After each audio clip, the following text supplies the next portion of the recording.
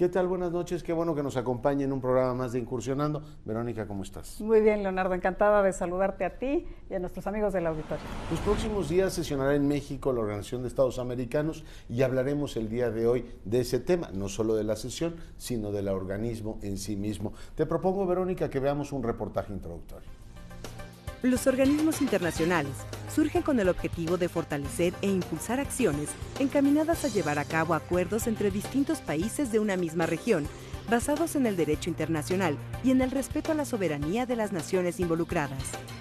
El organismo internacional regional más antiguo del mundo es la Organización de los Estados Americanos, OEA, la cual surgió de los acuerdos determinados en la primera Conferencia Internacional Americana a fin de lograr un orden de paz y de justicia entre sus integrantes, fomentar la solidaridad de estos, defender su integridad territorial y su independencia, así como promover su desarrollo económico, social y cultural.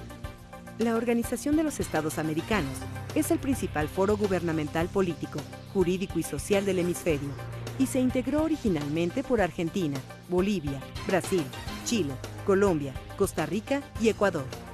También por El Salvador, Estados Unidos de América, Guatemala, Haití, Honduras, México, Nicaragua, Panamá, Paraguay, Perú, República Dominicana, Uruguay, Venezuela y Cuba.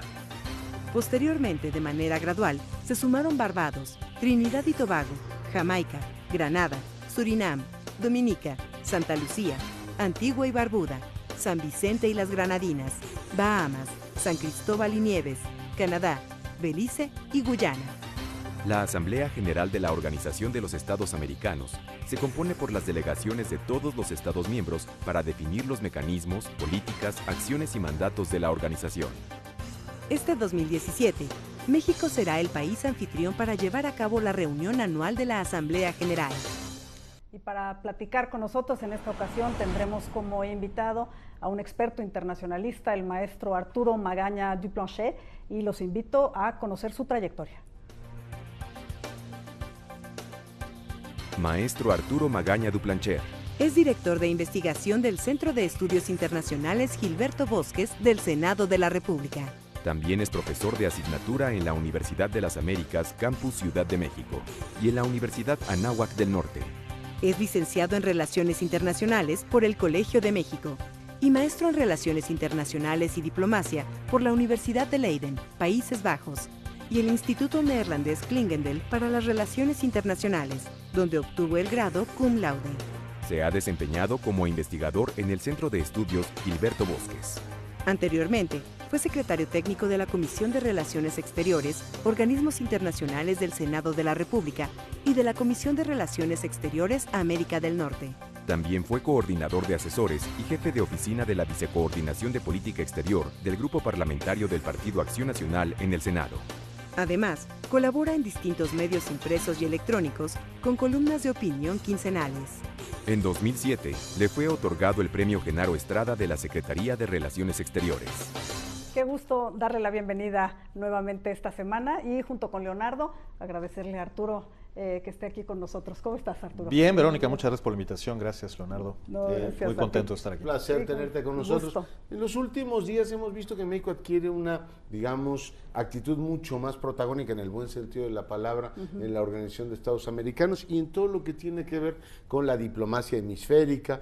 Participó un grupo especializado en materia interdisciplinaria, en materia de derechos humanos, y nos familiarizamos con él en los últimos años. Por primera vez en no me acuerdo cuánto, un militar presidirá la Junta Interamericana de Defensa, que es también toda una novedad, y además tenemos una participación creciente. Bueno, para coronar el asunto, va a sesionar la OEA en México, en Cancún concretamente, en los próximos días. A ver, ¿por qué no empezamos la conversación por ahí? ¿Qué importancia o qué relevancia le otorgas al hecho de que sesione la Organización de Estados Americanos en México? Pues mira, efectivamente es enorme, porque en momentos en que la crisis, digamos, de credibilidad de la OEA empieza a salir, digamos, empieza a disiparse, una crisis muy profunda, digamos, especialmente de finales de la Guerra Fría, durante la década de los 90, durante la gestión del exsecretario general de la organización, creo que necesita de socios importantes, necesita de países dispuestos a ponerle capital político, ponerle capital financiero, a insistir en ocupar espacios que pues realmente no quería ocupar. La verdad es que México no ocupó la Junta de Defensa, no ocupó muchas otras comisiones. La Comisión Aeroportuaria, por ejemplo, Interamericana, también es presidida por un mexicano. La verdad es que es sobre todo por reticencias de la Guerra Fría. Se trataba, digamos, de evitar participar en un organismo cuya credibilidad e independencia frente a los Estados Unidos normalmente estaba comprometida. Estoy hablando de la década de los... La Guerra Fría está muerta y enterrada, ¿no? Exacto, entonces realmente es la oportunidad para revitalizar la OEA y para comprender que se trata de un organismo en donde, si bien pues todavía reside en Washington, la verdad es que los Estados Unidos no tienen ni mayor incidencia ni mayor interés en la organización. Eso realmente también ha cambiado, ¿no? Sí. Eso te iba a decir, porque justamente, además de la crisis que dices tú, y que me parece que también es una crisis que comparte, o sea, no es privativa de la OEA, y a lo mejor también podemos hablar un poco de esto, de estos organismos justamente multilaterales que han sido cuestionados, incluso la misma Organización de Naciones Unidas, ¿no? De qué tanta utilidad, digamos, en los tiempos que corren ahora, digamos, con los cambios justamente, ¿no? en la geopolítica, y quizá los que nos faltan por ver todavía, porque estamos como en otro periodo que no se anuncia fácil. Entonces, el tema como dices tú, de esta crisis de credibilidad de la OEA, ¿tú sientes que vaya mejor con el cambio justamente de secretario general, digamos, de imprimirle una nueva dinámica, de que aunque Estados Unidos no participe, como que parece que las cosas se están moviendo en todo caso hacia América Latina, de alguna manera como para revitalizarla? Sí, mi impresión es que sí, al margen de lo que sucede en Venezuela, hay que entender que la OEA no es solamente su Asamblea General o su Consejo Permanente. La OEA es parte central del sistema interamericano. Gracias a la Carta de la OEA se crea la Corte Interamericana de Derechos Humanos, la Comisión Interamericana, sin las cuales realmente la situación de los derechos humanos no sería ni remotamente la actual, con todo y los retos que enfrenta. Y la visión estratégica esta que ha venido estableciendo el secretario general Almagro, creo que ha puesto el énfasis en las cuestiones clave, ¿no? Problemas de financiamiento, una organización que dependía sobre todo del financiamiento de 4 países, teniendo 35 socios, era verdaderamente inaudito. Y por otro lado, tratando de hacer también cierto ahorro burocrático, que pues, realmente era un monstruo muy impresionante y se ha venido eficientando la acción. Por otro lado, los mecanismos de toma de decisiones, pues creo que también se tendrían que revisar, pero no hay que olvidar que, insisto, es una organización muy compleja, muy grande. El sistema interamericano es también, digamos, el eje articulador de una serie de instituciones, incluso previas a la creación de la OEA.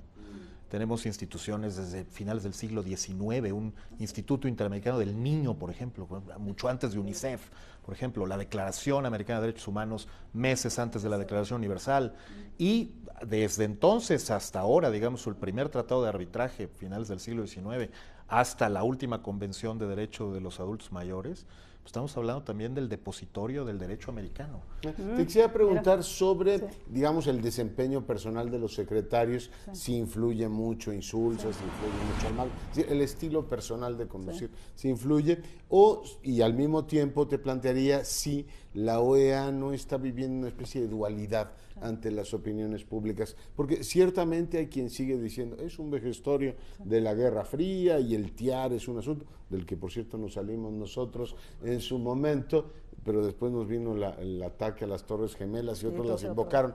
Pero bueno, está eso que sí son vejestorios de la Guerra Fría, pero hay muchos sectores que valoran ampliamente, por ejemplo, toda la función en materia de derechos humanos. Una buena parte de la discusión sobre los candidatos independientes avanzó y progresó en el sistema hemisférico. Te planteo, salimos de una bronca, ustedes son muy jóvenes, pero este país sufría cada vez que los Estados Unidos lo certificaba por el asunto de drogas, y gracias a la cuestión esta hemisférica salimos, creo yo que muy favorablemente. Suma, creo que hay otras cosas, incluso la observación electoral, que ha dado buenos frutos en sectores que tradicionalmente eran críticos con la OEA, lo cual me parece un poco paradójico, ¿no? Sí. Porque te dirían, oiga, pues es más de avanzada, está promoviendo derechos. Incluso la Carta Democrática, de la que hablaremos más adelante, cuando abordemos el caso Venezuela. Sí. Pero a ver, ¿no es un poco paradójico esto? Y si el estilo de personal de gobernador de Almagro. Bueno, seguramente sí es paradójico y es un poco esquizoide. Es decir, todavía pensar que la OEA es un instrumento de los Estados Unidos en el hemisferio realmente no tienes ninguna evidencia para decir eso, y se dice por todas partes, especialmente por los países, digamos, del ALBA, estoy pensando en 2004, 2005, que empezaron a formarse como un cártel, digamos, en la actuación del Consejo Permanente de la OEA. Por otro lado, sin embargo, bueno, incluso en la historia hay esta dualidad, es decir, el TIAR, el Tratado de Río, pues por supuesto que fue también, digamos, un arma de los Estados Unidos para mantener el control de su espacio, digamos, de influencia en el hemisferio. Nuestra OTAN regional, ¿no? Y por otro lado evitó también muchos conflictos, y su invocación fue instrumental para evitar toda clase de conflictos internacionales. En buena medida es un siglo XX, la segunda mitad del siglo XX, más o menos pacífica, por la intervención de la OEA. Lo es desde que fue ahí donde se firmó el Tratado Torrijos-Carter, fue ahí donde se establecieron los primeros, digamos, contactos que terminaron siendo el Grupo Contadora y después el Grupo de Río. Es ahí desde donde salen ideas muy novedosas en la creación de instituciones, insisto, en la instrumentación de mecanismos de derecho internacional, y además es ahí en donde hasta hace muy poco tiempo era el único lugar donde se podían encontrar todos los países del hemisferio. Sigue siéndolo, y eso es un valor importante, salvo, como decíamos hace rato, por la exclusión de Cuba desde 1962. Su regreso sería verdaderamente crucial para recobrar, digamos, la confianza en el ejercicio.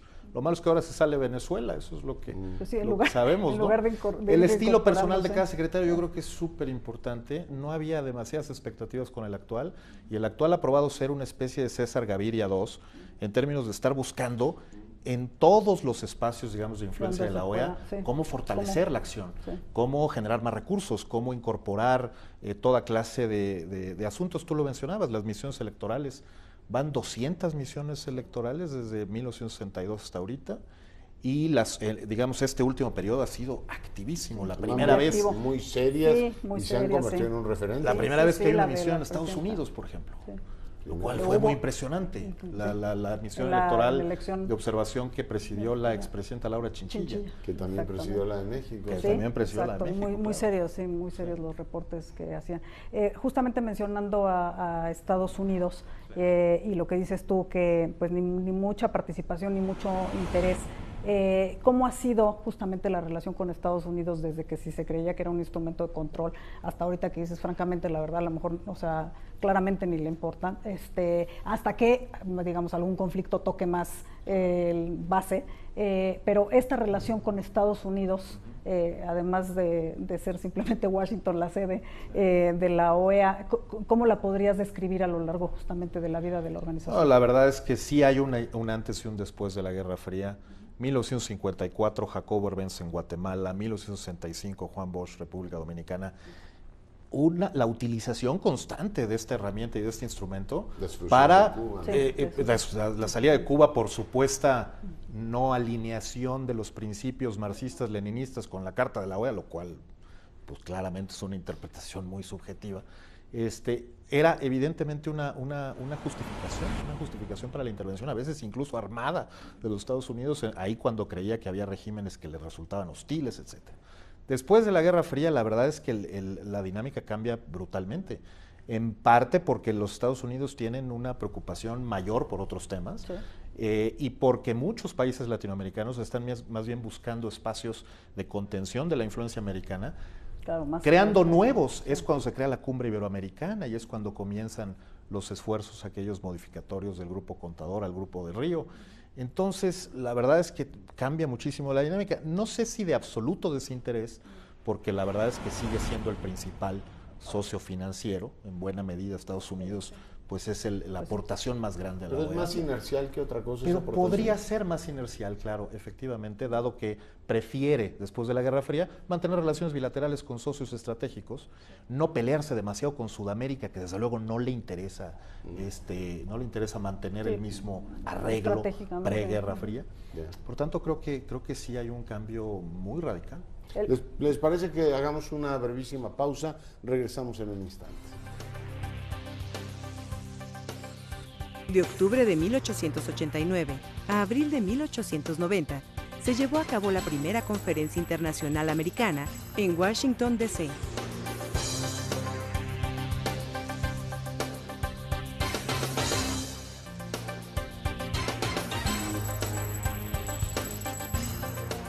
Actualmente, 35 estados americanos independientes conforman la Organización de los Estados Americanos. Qué bueno que siga con nosotros. Estamos platicando con Arturo Magaña sobre el tema de la OEA y hablábamos justamente sobre este diferendo con Cuba por el tema de la filosofía, ¿no? Los principios marxistas-leninistas y la no alineación, ¿no? En todo caso con la filosofía americana o de la Carta Americana. ¿Qué pasó, por ejemplo, en los regímenes, en las dictaduras militares en Sudamérica? ¿Cuál fue el papel de la OEA, o cómo digamos se alinearon ahí sí los principios? Bueno, es que la verdad hubo una intervención selectiva, ¿no?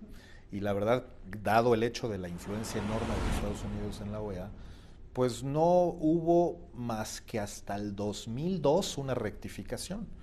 En el 2002 se hace una reforma integral de la Carta de la OEA y se incorpora el nuevo artículo 9, que es el que establece que ante cualquier golpe de Estado, subversión, digamos, o más bien derrocamiento de un gobierno democráticamente electo, hay lugar no solo para expulsar eventualmente al miembro de la OEA de que se trate, sino también para el establecimiento de toda clase de sanciones. ¿Por qué? Pues porque es un poco un mea culpa y un reconocimiento de que ya las circunstancias cambiaron y de que toca hacer lo que no se hizo en su momento, ¿no? Por otro lado, sin embargo, la Corte Interamericana ha sido un espacio muy importante para reclamaciones de violaciones de los derechos humanos durante esa época y por tanto creo que también ha contribuido a resarcir un poco la imagen de una OEA pues, efectivamente muy cercana a los Estados Unidos en lo que tiene que ver con las dictaduras sudamericanas. La operación Cóndor es un tema que han venido revisando. Sí, de una manera muy clara. Preguntarte, la idea de esta Carta Democrática que se invoca ahora con muchísimo, continuamente, sí, por decirlo así, ¿cuál es su origen y cuál es su estatuto? Es decir, ¿es de obligado cumplimiento? ¿Está al mismo nivel de la Carta Americana? ¿Por qué no nos ayudas a entender eso? Sí, claro, en realidad es un proceso muy novedoso. Por cierto, Venezuela fue uno de los más importantes defensores de este documento. No hay que olvidar que Venezuela, pues hoy tenemos una imagen distinta de Venezuela, pero hace muchos años Venezuela era una democracia pujante, ¿no? Sí. Tremendamente sólida cuando, cuando España era una dictadura, por ejemplo, ¿no? Y la intención era tratar de generar a partir de este protocolo de reformas que se venía trabajando desde los 90 para ocuparse de uno de los 4 ejes de la OEA, de los que realmente no se habían ocupado del todo, y era, digamos, de los distintos supuestos de quebrantamiento del orden constitucional. No solamente un asunto específicamente diseñado para proteger la democracia, sino también para proteger la constitucionalidad.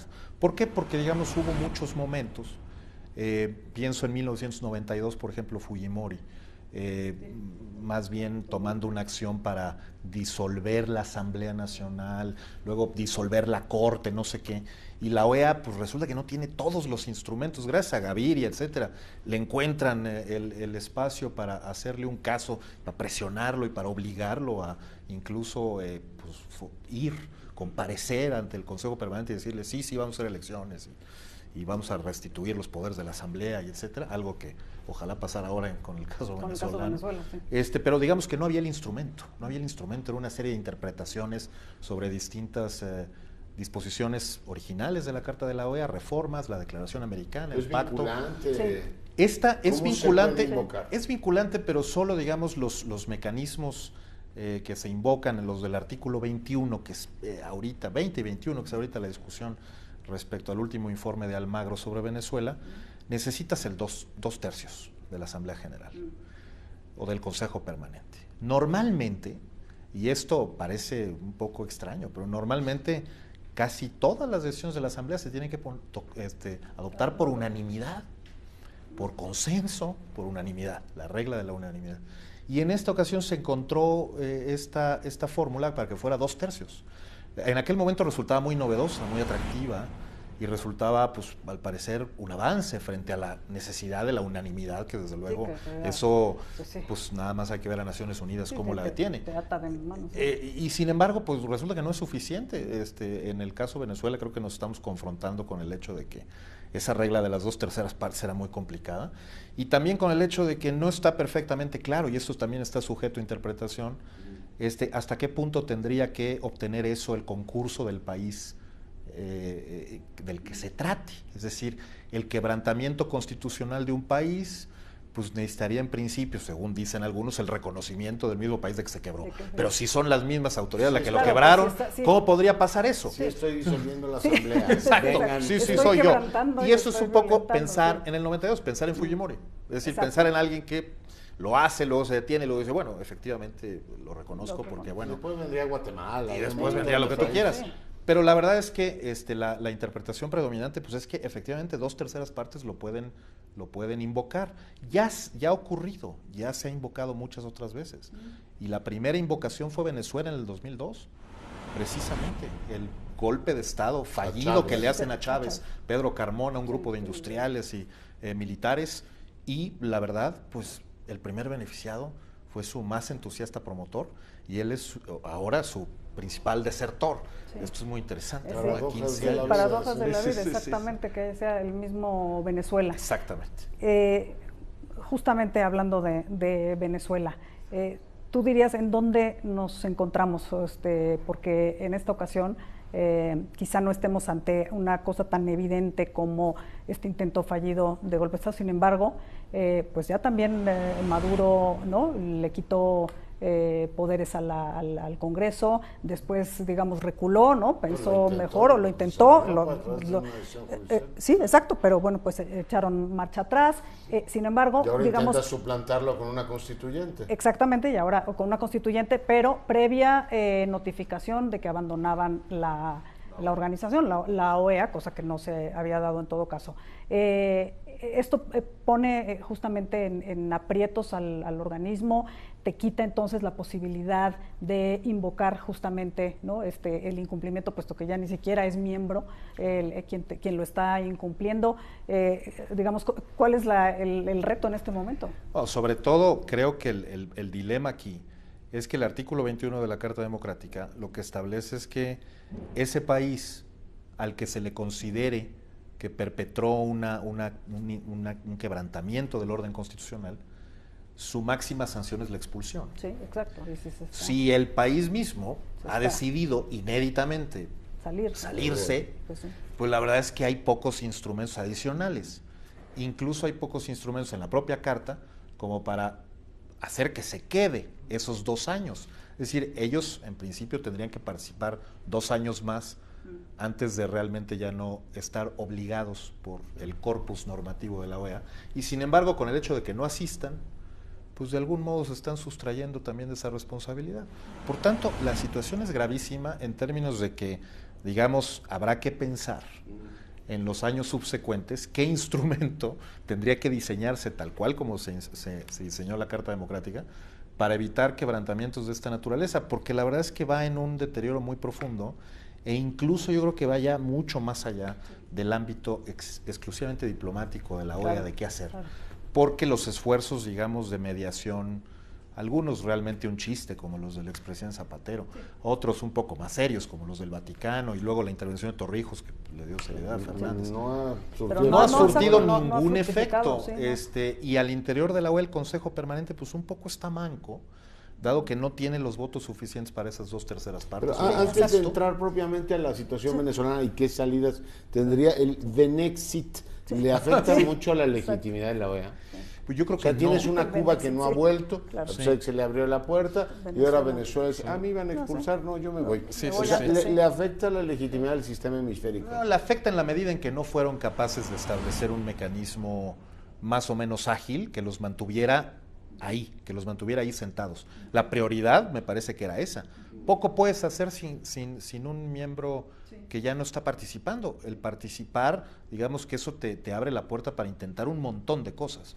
Si ya no es parte, la verdad es que, pues, ¿qué herramientas tienes? Solamente tendrías herramientas más allá de la propia OEA, o a partir de la digamos, invocación de otros principios jurídicos, que tampoco es que les preocupe demasiado a Maduro, ya lo dijo su propio fiscal general, ¿no? Totalmente.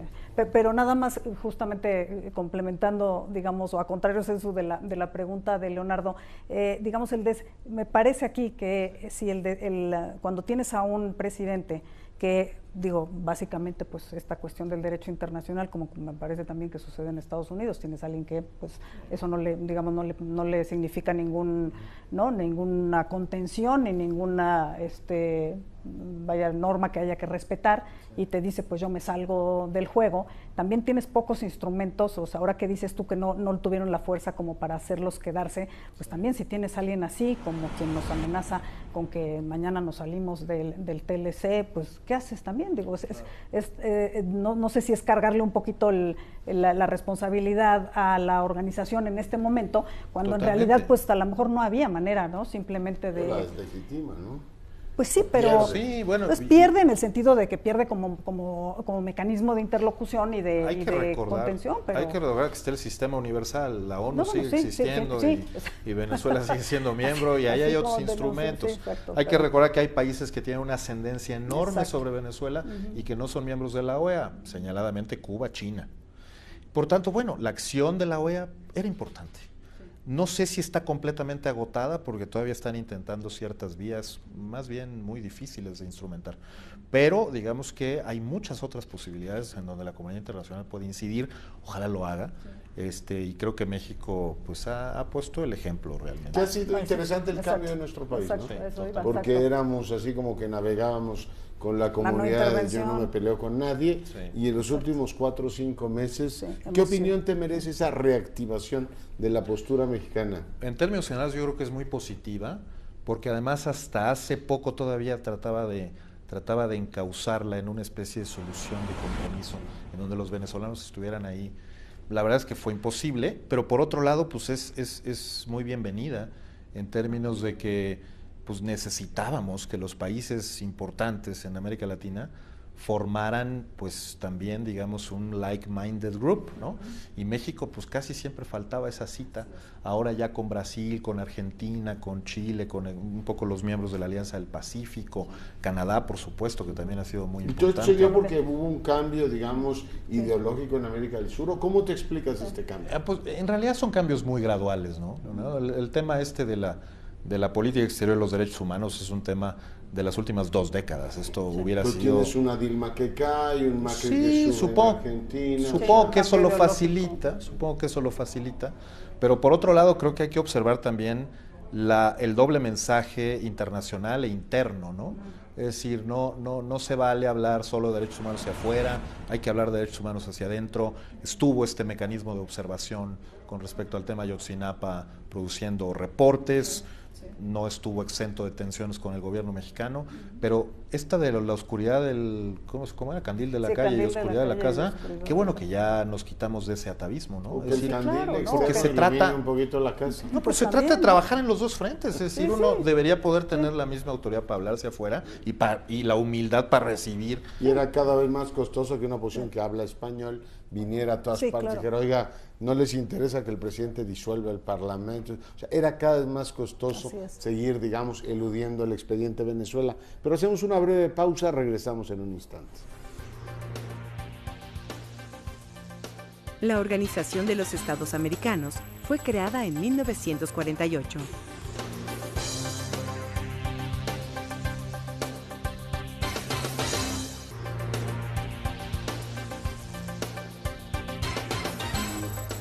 Los 21 miembros originales de la Organización de los Estados Americanos firmaron la ratificación de la Carta de la Organización en 1948.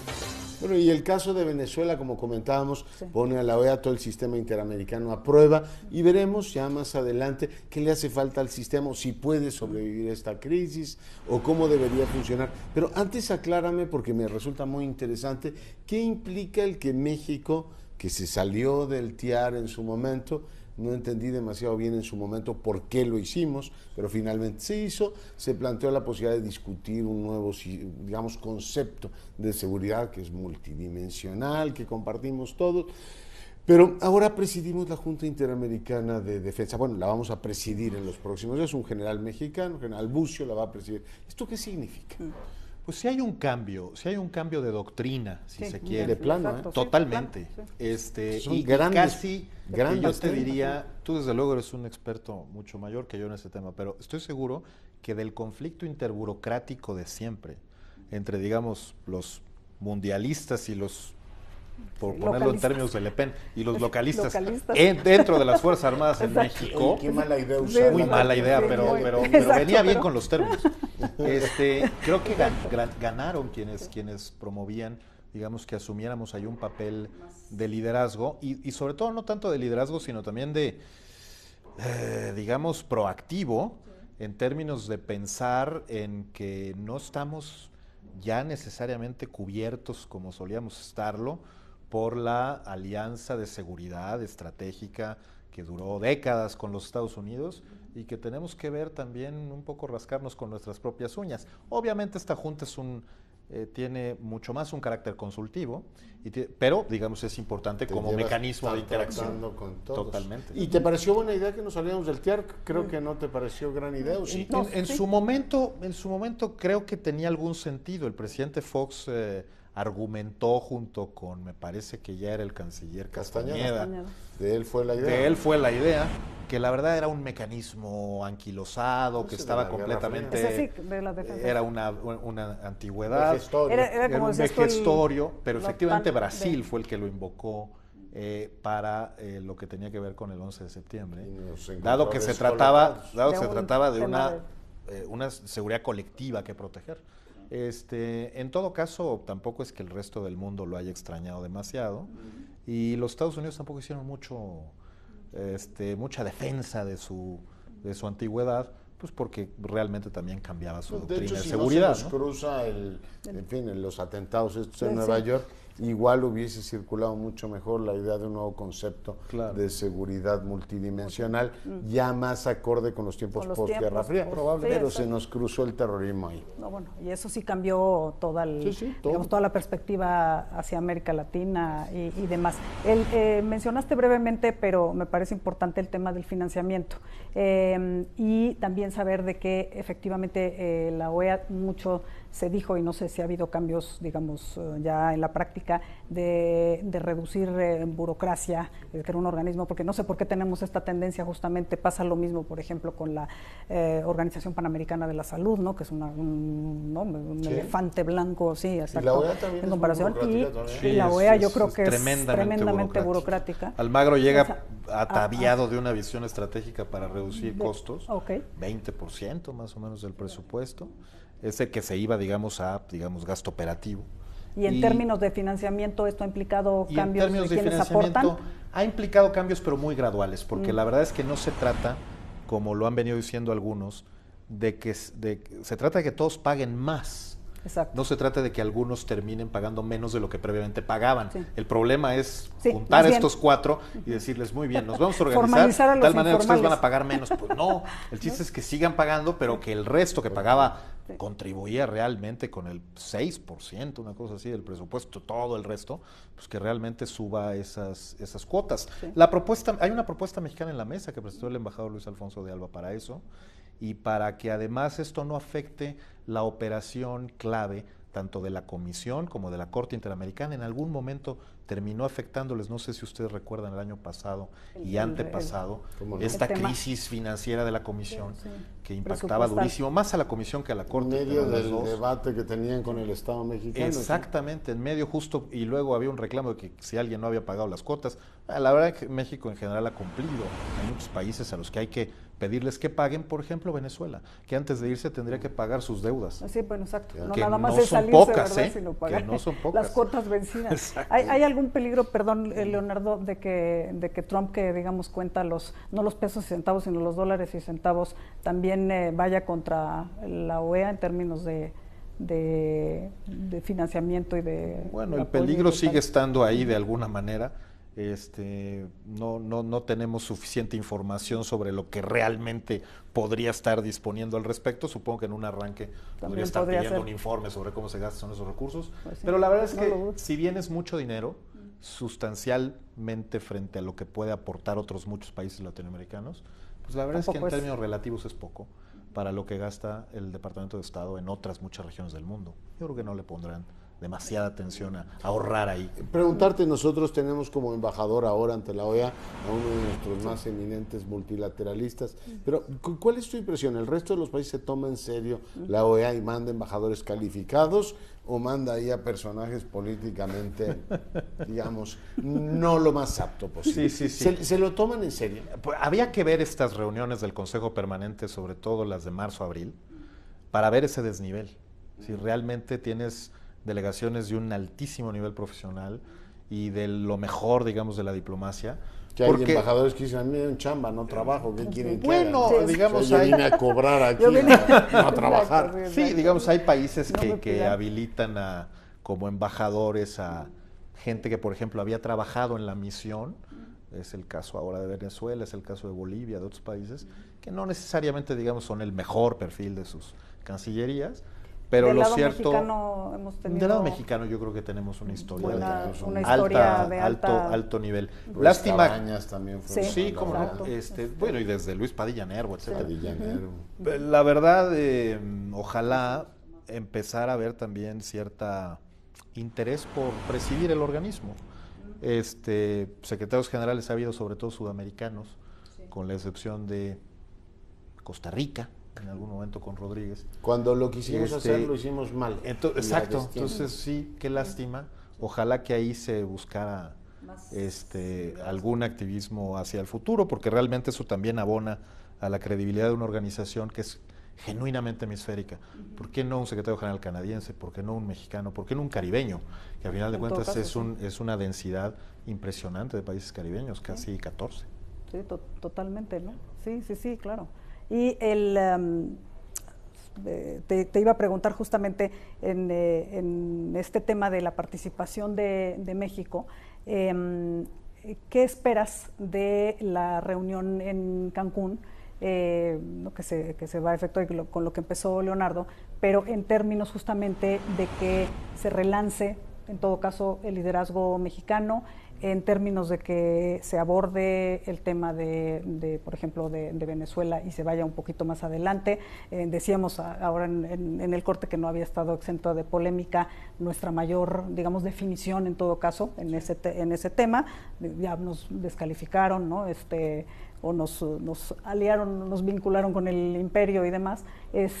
No sé si se puede esperar que haya mayor, digamos, pronunciamiento en una línea más definida, puesto que no estamos viendo que se avance en el tema justamente de interlocución, ¿no? No, claro, completamente. La verdad es que México tiene toda la oportunidad de convertirse en un líder del mecanismo, de trazar ciertas directrices en concierto con el Consejo Permanente que sean compatibles con esta visión del secretario general y buscar fortalecer los propios mecanismos de protección de los derechos humanos, por ejemplo, de protección de la seguridad, porque hay que hablar también de que tienen esta cosa de la seguridad multidimensional como un nuevo concepto que se articula a través de toda clase de mecanismos de apoyo a la elaboración de políticas públicas, mejores estándares, etcétera. Política de drogas, por ejemplo, cosa de lo que no se habla demasiado y que la OEA hizo un papel muy importante. Que nos ayudó. Ciberseguridad, anticorrupción, en fin, una agenda que no es necesariamente la agenda de la alta diplomacia,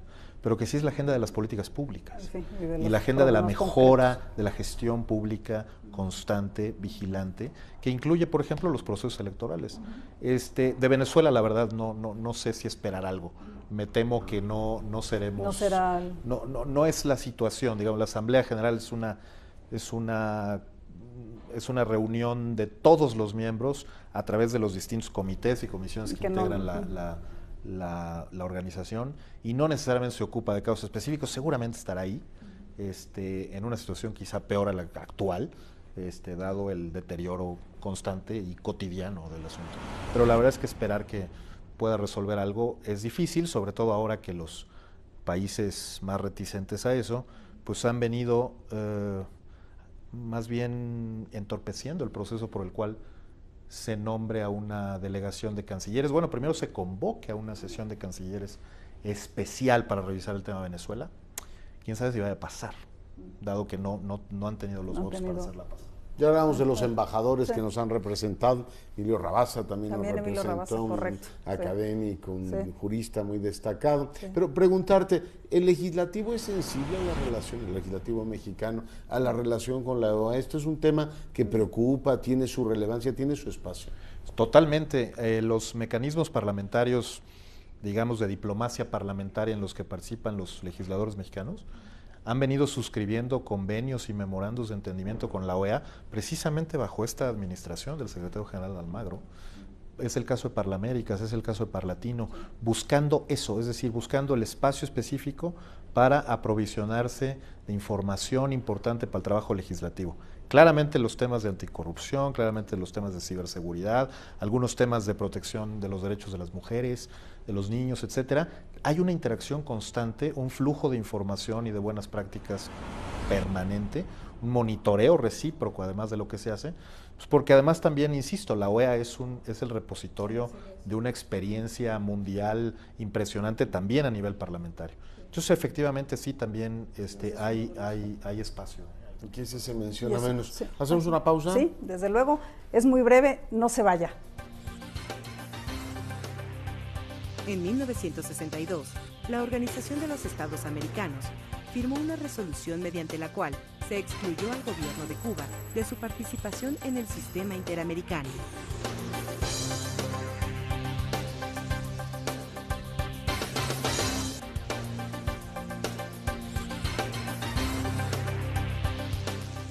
En 2009, la Organización de los Estados Americanos firmó una resolución que establece que la participación de la República de Cuba en la organización será el resultado de un proceso de diálogo iniciado a solicitud del Gobierno de la República de Cuba. Qué bueno que sigue con nosotros, estamos platicando con Arturo Magaña y hablábamos del tema de la mayor participación de México y dentro de los 4 ejes en el tema justamente de procesos electorales y de promoción democrática, en que también está un mexicano a la cabeza, Francisco Guerrero, y ese es uno de los ejes que hablábamos justamente del seguimiento y de los reportes que se han dado muy importantes. El otro es en el tema... ¿no? Guerrero y Casa. Sí. Sí, ok, voy a fíjate, sí. En la misma Secretaría de Fortalecimiento de la Democracia, de Casa de específicamente misiones electorales, Francisco Guerrero es el secretario. Es una mancuerna muy potente. Sí, no, bueno, entonces sí tenemos una participación, además de esto que decías de defensa. El derechos humanos, que es el otro eje, y los otros 2 que se me escapan en este momento, ejes de la actuación de la organización. Sí, digamos que esto obedece a una conceptualización reciente que establece el tema democracia, derechos humanos, seguridad o seguridad multidimensional, que es la otra parte, digamos que esa es la otra parte. Y el otro cuarto tema es el desarrollo, que realmente, decía Almagro, es un tema muy maltratado por la OEA. Especialmente por la OEA previa a la Guerra Fría. Entonces había que generar una serie de mecanismos, por ejemplo, en temas ambientales y en lo que explicábamos, en temas puntuales de la agenda pública, legislativa, de estándares de política pública, que aportaran al desarrollo desde el punto de vista del combate a la desigualdad, desde el punto de vista del combate al cambio climático y de asuntos puntuales de salud, educación, entre otros, ¿no? Esos son los ejes, en efecto. Y esa agenda más, digamos, más moderna, justamente del tema del desarrollo, que sería la que habría que impulsar en este momento, esa, digamos, también la están llevando adelante con suficiente fuerza en ese sentido, sí, de que se le dé como mayor proyección, ¿no? Totalmente, la Comisión Anticorrupción, en el caso hondureño, también guatemalteco, un poco ahí la OEA revisando ese tema, trabajando para hacer misiones específicas de expertos para mejorar tal o cual política pública en los países miembros. En los temas incluso de cooperación, en donde pues tampoco es que la OEA tenga grandes atribuciones, buscando espacios de convergencia. El tema con la OEA es que esperamos que resuelva todos los problemas del continente, internacionales e internos. Desde luego, hacer eso es condenarla al fracaso y de entrada ya decidir sentenciar la muerte, pero no es el caso. Es decir, son estos 4 espacios en los que, digamos, hay un entramado muy complejo y donde también hay, digamos, una competencia enorme. La OEA era el único que hacía esto, pero ya no. Es decir, ya hay competencia real en otros mecanismos, es decir, la Junta Interamericana de Defensa, pues claro, solía ser el único, pero ahora UNASUR, por ejemplo, tiene su propio sistema semejante. Entonces, la verdad es que luego terminan estos países revisando el empalme de atribuciones, facultades, mecanismos y decidiendo por uno o por el otro. Entonces, realmente la OEA tiene que competir, tiene que volverse más atractivo, ¿no? Y eso me parece que lo tienen claro.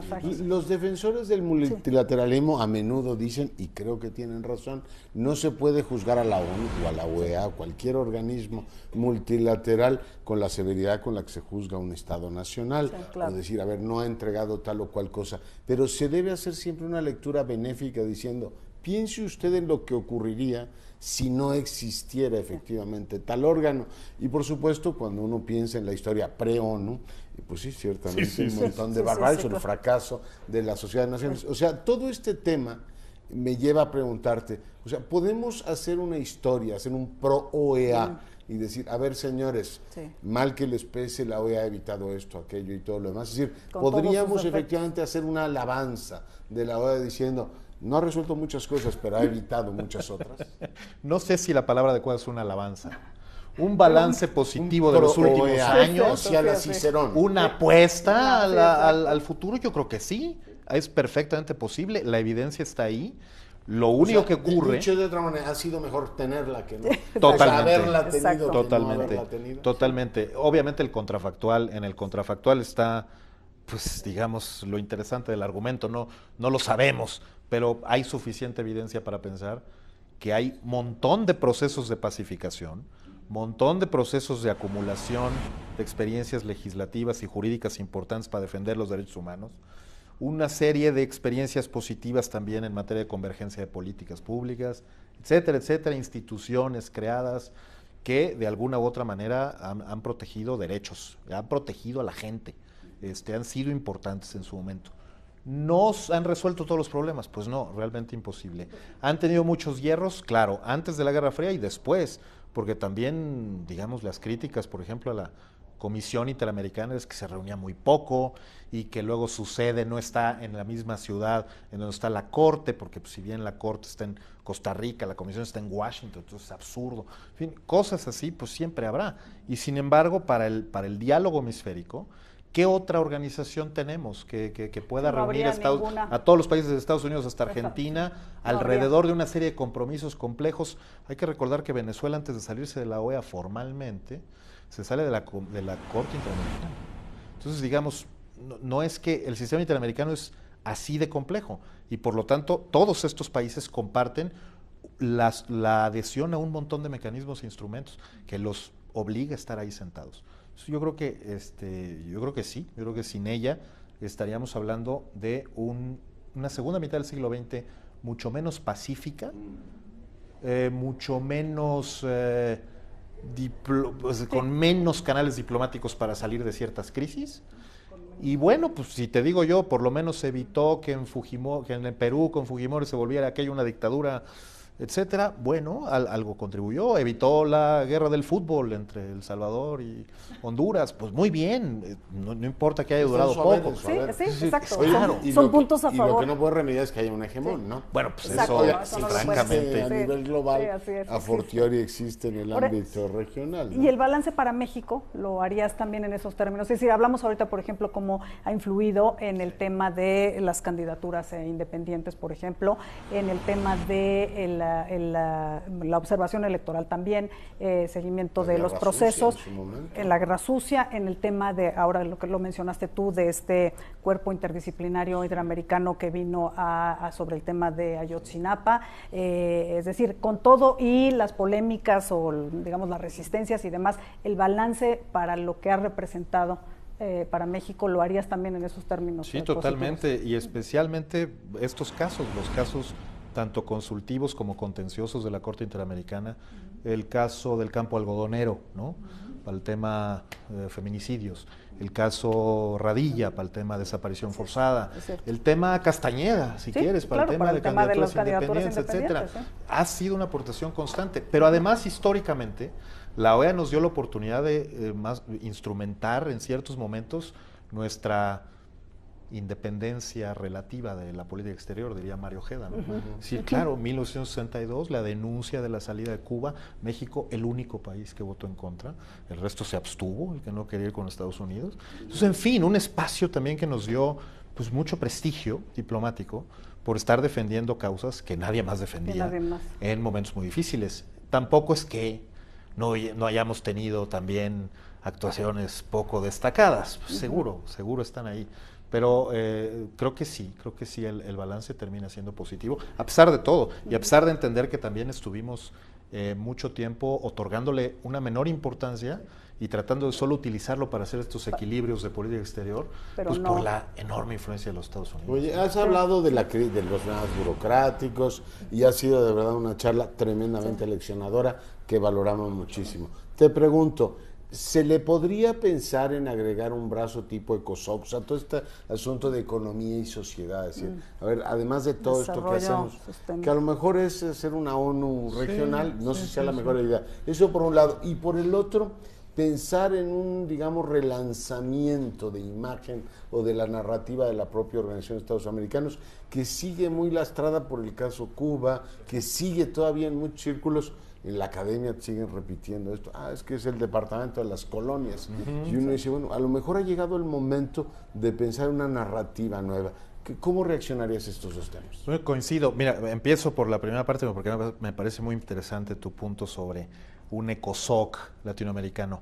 Esto está, digamos, pensado desde el principio en términos de que lo importante es ubicar otras organizaciones que, si bien no son parte del sistema interamericano, pueden colaborar estrechamente con el sistema.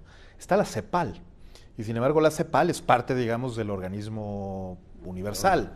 La idea sería acercarse a la CEPAL, como lo han venido haciendo, para establecer toda clase de convenios a fin de que pudieran, digamos, hacer compatibles, converger esas agendas del desarrollo en América Latina con las tendencias globales. Pero además con la visión de la CEPAL, que pues en definitiva quizá no es la compartida por todos los países miembros del hemisferio, pero que seguramente hay puntos de encuentro muy importantes, especialmente con la gestión actual de una gran multilateralista en la CEPAL, como es Alicia Bárcena. Y en relación con el segundo tema, yo creo que es absolutamente crucial. Esto de en dónde reside la organización no es cualquier cosa, no es peccata minuta. No es gratuito. Hay una discusión seria sobre si tiene que seguir ahí o no. Claro. O sea, acuérdate y la verdad es que yo creo que no debería seguir ahí. Oye, acuérdate el debate sobre CELAC. Sí, ¿dónde debe estar? Y es tan importante el lugar crucial. Absolutamente crucial. La discusión sobre dónde debe estar la Secretaría Ejecutiva del Tratado sobre Comercio de Armas es para 2 telenovelas. Y creo que acá es el caso. Es decir, ¿por qué no buscar que así como Costa Rica terminó siendo el mejor lugar para poner la Corte Interamericana por su compromiso neutral, por su capacidad de hacer converger a distintas regiones, por su diplomacia profesionalísima, ¿no?, en lo multilateral, ¿por qué no pensar en una nueva sede para la OEA? Arrebatarle, digamos, esa asociación simbólica, automática con los Estados Unidos. Que además está pegada a la Casa Blanca. Pues sí, para acabarla. Contigua. Son vecinos de Trump. Exacto, imagínate, ¿no? Sí. ¿Por qué no empezar por ahí? Y luego seguir por ir, digamos, encontrando otros espacios para mostrar esa independencia y esa autonomía, y para incluso, insisto, pensar en ampliar las nacionalidades involucradas en los cargos de dirección, en la Secretaría General, concretamente. Sí, exacto. Hacia futuro, ¿tú ves algún cambio en relación con Cuba? Te lo pregunto porque quizá también, pues inevitablemente vinculado con Estados Unidos, Obama había, digamos, dejado un poco adelantado el camino hacia una normalización, bueno, el restablecimiento de relaciones, pero me refiero a una normalización también hacia la parte latinoamericana, ¿no?, eventual. No sé si el cambio de administración con Trump, en lo que también hubo unas primeras señales y después como que han sido los otros temas. Cuba no ha, hasta el momento, no ha aparecido en la agenda de prioridades, pero no sé si ahí quedó simplemente congelado ese tema. Hacia futuro, ¿tú visualizas algún cambio en el estatus de Cuba con respecto al... Bueno, sí, yo sé que se han hecho muchísimos esfuerzos para convencer a Cuba de volver, y habría sido realmente un éxito rotundo que volviera. La verdad es que no la veo muy interesada en volver. ¿Es grave? Supongo que sí, afecta la universalidad del instrumento. Sigue faltando, ¿no? Queda una imagen pues muy viva de un atropello, que es el que ocurrió en 62. Y por otro lado, pues fortalece otros mecanismos en donde sí participa. Sin embargo, bueno, esto hay que pensarlo a futuro, ¿no? Es decir, sí, Trump no va a claro. ser siempre presidente de Estados Unidos. Así es. Va a Y seguir en Cuba pero- no sabemos realmente si esta apertura económica, etcétera, en 18 algún se va a momento va a robar. impactar Así es. la gobernabilidad o el sistema político. Entonces hay que pensarlo más a futuro y entender que pues ya de entrada que le hayan levantado las restricciones para volver fundamentales y que en algún momento podría eso perfectamente activarse, porque insisto, no hay otro mecanismo, búscalo. ¿La cumbre iberoamericana? Pues no, porque no participa Estados Unidos en Canadá. Yo qué CELAC, sé, el ¿no? Grupo de Río, pues no, porque, en fin, es decir, algunos se crean conscientemente para excluir a Estados Unidos y Canadá. Así es. Pero ¿qué pasa con la importancia de tener un organismo de todo el hemisferio? todo, sí, exacto. Más allá de Trump, Que no haya más excluido, allá de allá. Maduro. Sí, claro. Sí, Es no fundamental, solo ¿no? una acción de concertación Así política, es, así una es. institución en toda la regla. Así es. Ha sido un placer tenerte con No, el nosotros. placer ha sido mío, muchas gracias. Gracias, Arturo, de verdad. Verónica, nos Muy vemos aquí buena la semana plática. Sí, próxima. por supuesto, e invitamos a nuestros amigos televidentes a que nos acompañen en un programa más de Incursionando. Aquí nos vemos. La sede principal de la Organización de los Estados Americanos está establecida en Washington, D.C. Para saber más sobre estos temas, visita las siguientes páginas. Organización de los Estados Americanos, www.oas.org. Centro de Estudios Internacionales Gilberto Bosques. centrogilbertobosques.senado.gov.mx/. Instituto Matías Romero, www.gov.mx/IMR.